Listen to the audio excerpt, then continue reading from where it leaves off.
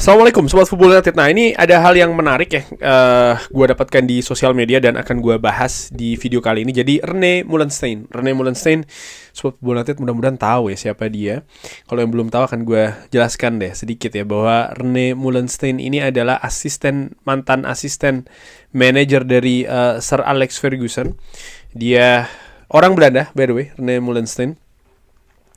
Dan dia ini menjadi tangan kanan sebenarnya dari Sir Alex Ferguson di Manchester United. Dia sendiri bersama dengan tim Manchester United ini dimulai dari tahun 2001, di mana dia selama 5 tahun melatih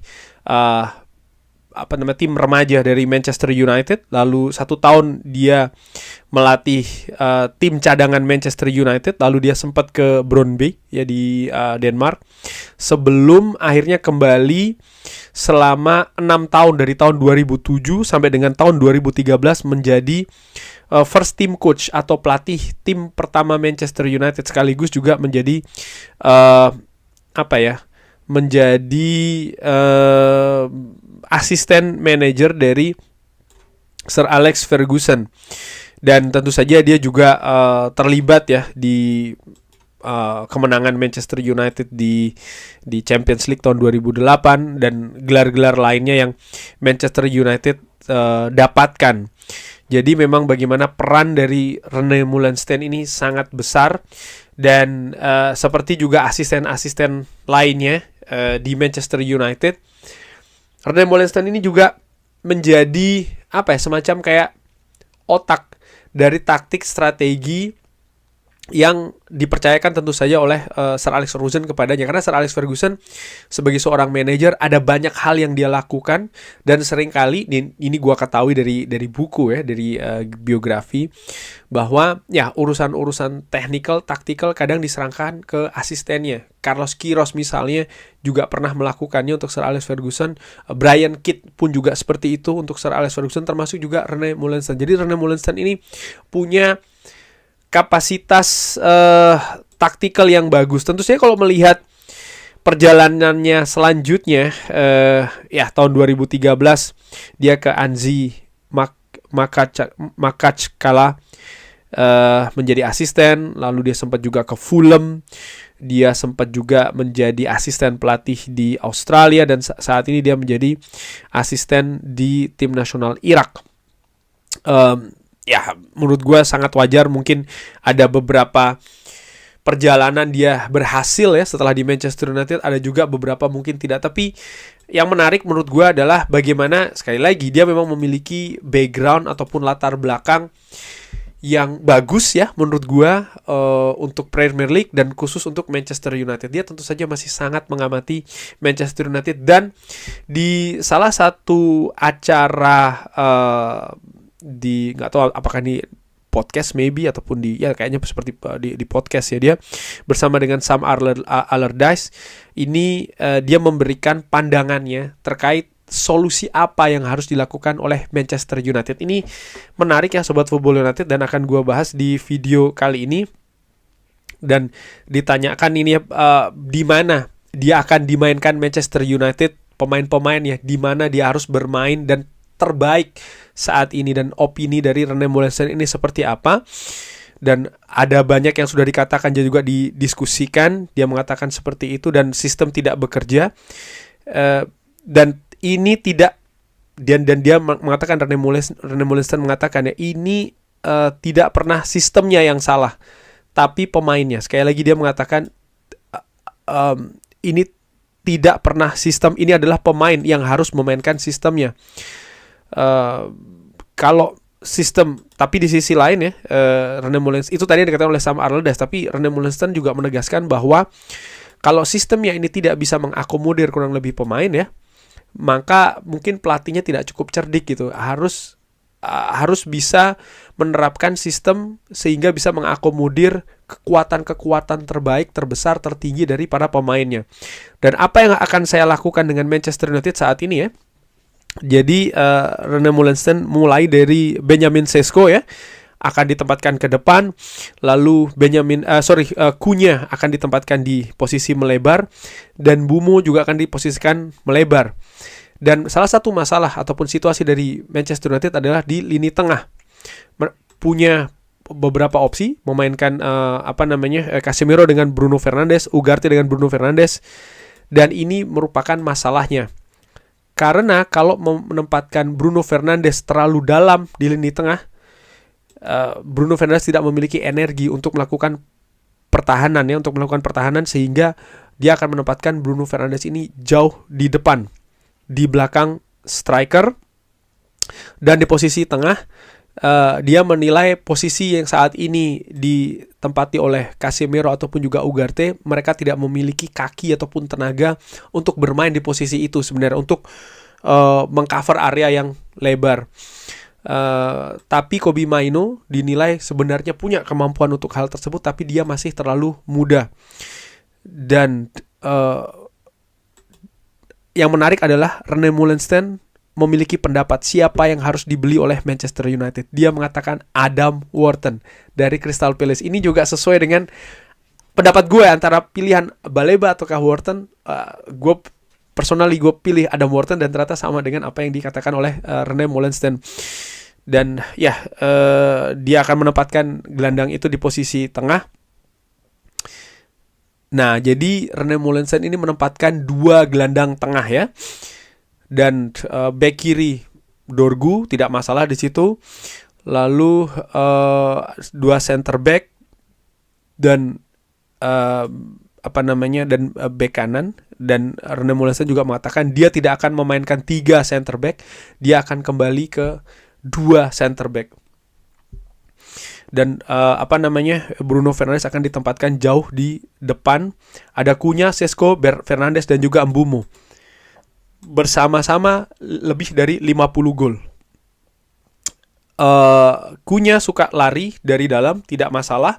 Dia bisa main lebih ke dalam ya, dalam posisi gelandang serang. Lalu Dorgu akan naik ke atas, masih tetap tidak ada masalah. Dan ada keputusan terkait dengan 2 center back, karena ada wing back kanan yang flat dan juga akan naik ke atas. Lalu Mbeumo tentu saja lebih tinggi lagi ke depan.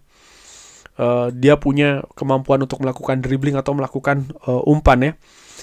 Dan 2 center defender ini akan memberikan proteksi untuk posisi 2 gelandang tengah.